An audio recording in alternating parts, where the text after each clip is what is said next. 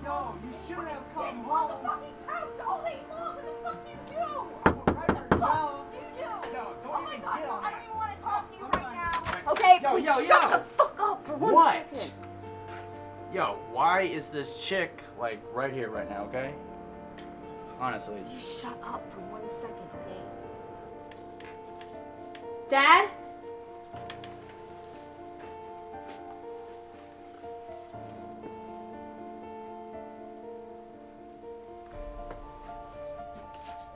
Ooh. There's one for you, and there's one for me. Tell you what, Richard, I'll do mine first, and then I'll open yours.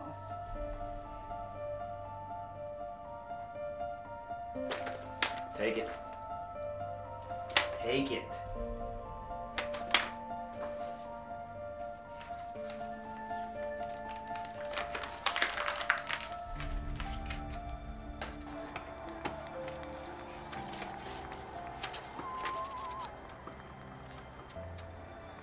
What the Fuck?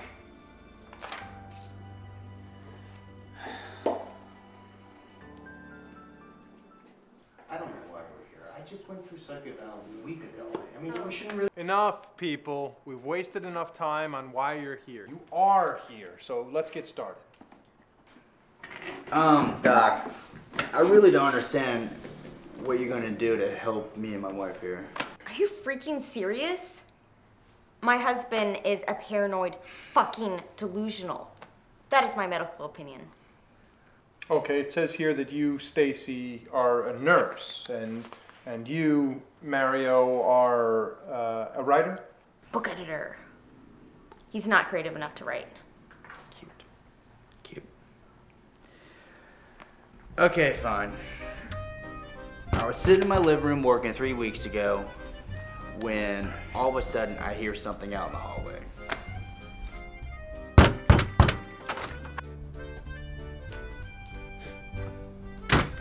Sound pretty serious, so naturally I go out to check what it is, me being on the neighborhood watch and all.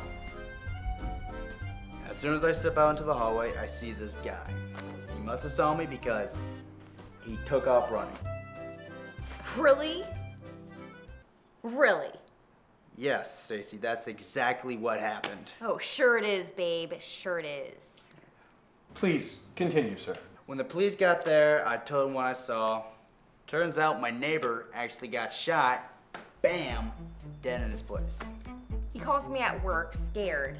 We talked about what the police had said, and then he gives me some crap about how they left the body inside overnight, and it's all spread out too thin, and we better lock our doors. Stacy, that's exactly what she told me. Whatever, okay? I mean, do you really expect anyone to believe that the budget cuts is what caused the police to keep a body out overnight?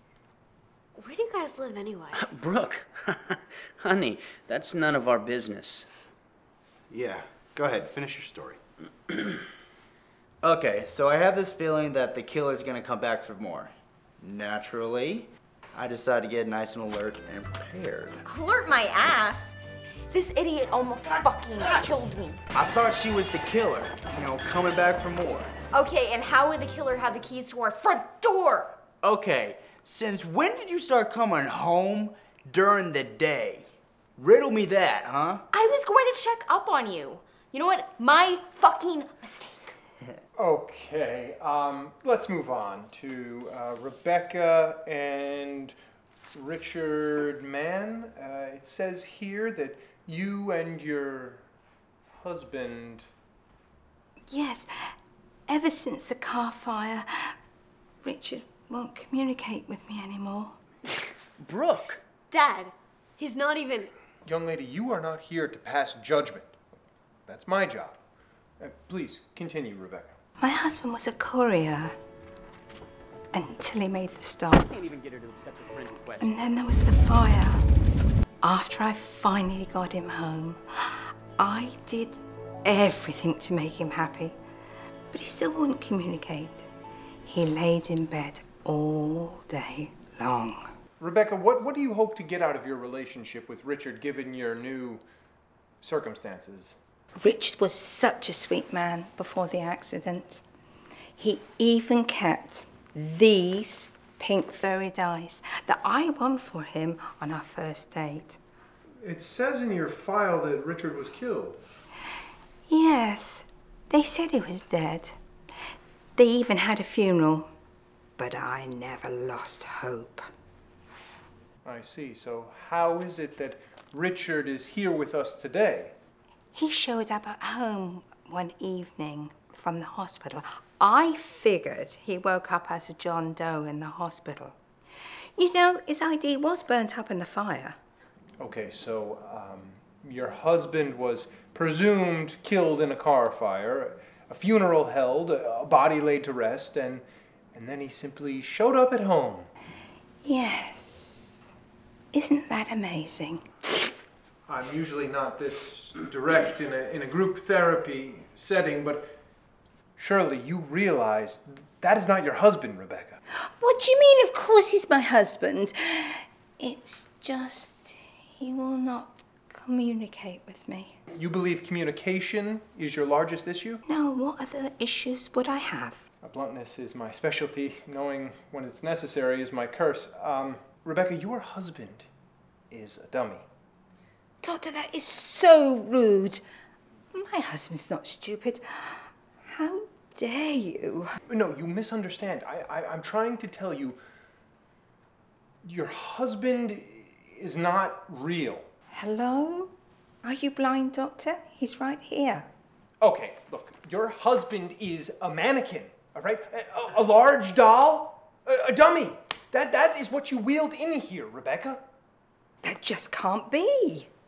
Sometimes with traumatic events such as the death of a loved one, the brain finds ways to cope. So, Doctor, is there any way you can help me communicate with him again? I think it's time to hear from some of the other members of the group. Okay, Russell and Jessica. We're investigators. You're cops? No, a little bit bigger than that. Let's just say that we work for the government. Okay, so your problem is work-related. Yes and no. We're partners at work. But we're also married. Why don't you just tell us the nature of your problem? I used to track high-profile hitmen, to use layman's terms. I was pretty good at spotting them from a mile away before... Sir, does this have anything to do with your current situation? No. He just likes to boast in his former glory. Fine. We were called in to investigate the murder case of a person involved in an interstate college exam cheating ring. We were expecting to find the answers to the SAT. But what we found was much, much more. Exotic. More like erotic. Yeah, to say the very least. So you engaged in spontaneous intercourse on the job? Big deal, you're married. Perhaps the crime scene just provided the spark that was needed. There's one problem with that one, Doc. We're not married to each other. Oh, well, then your unprofessional and adulterous behavior is causing problems with your working relationship? Especially after we told our spouses. I told my husband during the football game, and he took the news like a man. My wife had a slightly different reaction. I told her over dinner. I thought it went quite well. And then things got ugly.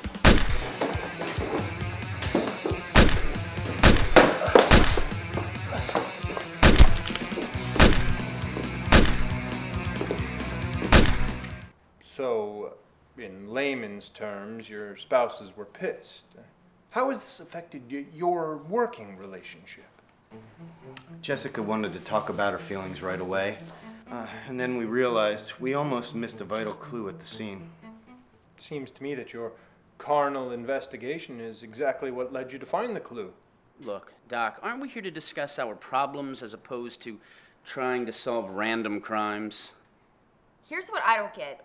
Why did you tell your spouses? I sure wouldn't have. Okay, let's move on. Blake and Spencer, your business partners. What's your problem? He's the problem, not me. So, in order to ensure the future of our company and to keep this idiot from running it into the ground, I've had to resort to some extreme measures. Sir, FindTheFury.com was listed in Forbes as one of the top 100 fastest growing companies. We're also in the top 10 funnest companies to work for. It's according to On The Go magazine. Do you see what I mean? This guy, he's not a professional. Funnest? That's not even a word. Can you be more specific about how you've tried to rectify the situation, Blake? Well, besides trying to buy him out, I did attempt to reason with him. I put together a lengthy presentation showing our market potential. I work on this.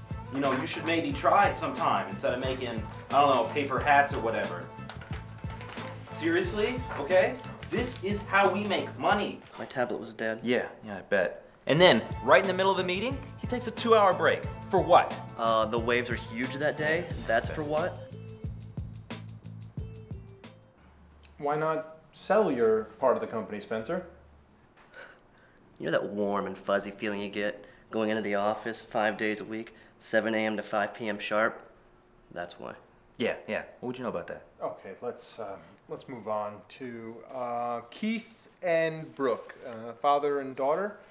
Tell us your story. Well, I do freelance work. But my lovely daughter here keeps hindering my job performance. Now, it's the type of job that requires focus and concentration to do well. But my daughter here can't seem to stay out of trouble at school. I get a call from her principal every single day.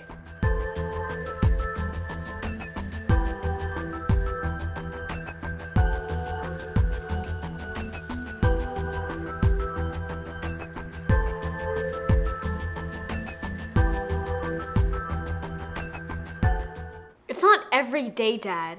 I'm pretty sure she doesn't call on Saturdays and Sundays.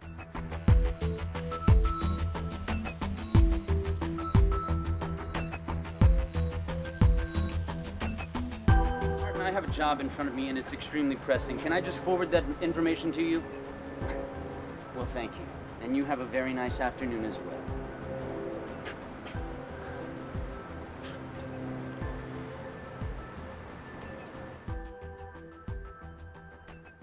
Anyways, any distractions during this job can be a real killer. Doc, I just need her to understand that I cannot afford any more distractions at work. As it is now, I have to find a new employer. Yeah, and that was all my fault. That's not exactly what I said, sweetheart.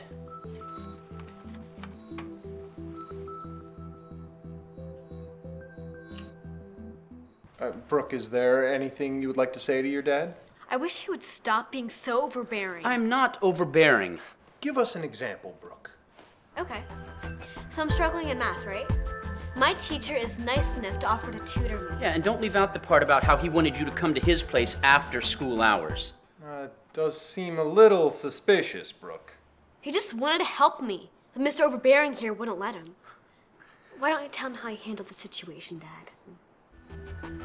Well, I handled it the way any father would under the circumstances after I found out about the study date. Oh, don't leave out the part about how you calmly discussed the situation with me before deciding what to do. I went over to his place to have a discussion, man to man, and to explain to him the very young and impressionable age of my daughter. Oh, you went a little further than that, Dad.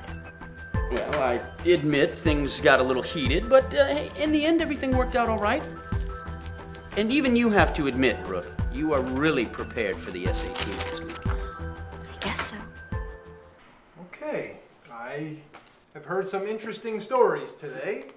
But now we're going to do what I like to call a cleansing exercise. I want everyone to close your eyes And think about a time when you didn't have these problems. Remember the good times with each other. Free of all these arguments and irreconcilable differences.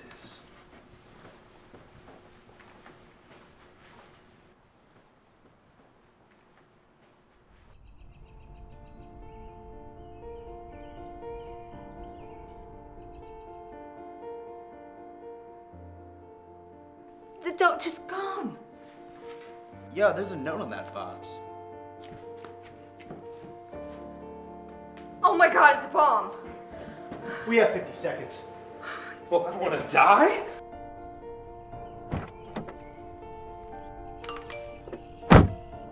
Oh, fuck! Yo, you're with the government, do something. I wasn't in bomb disposal.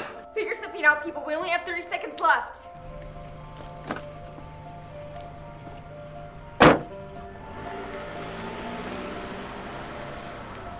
Dad, you have to do something. Take your best guess, hitman. 15 seconds. I love you, Brooke. I don't want to be with this dummy anymore. Hey.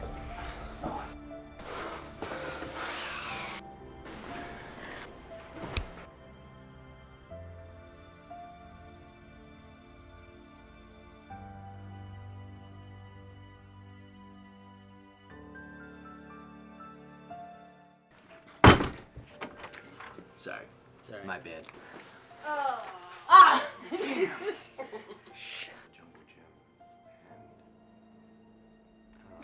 Sorry, what?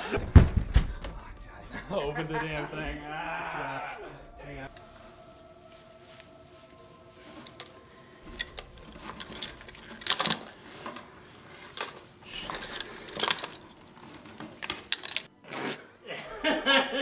Damn it, I'm trying to get this dude.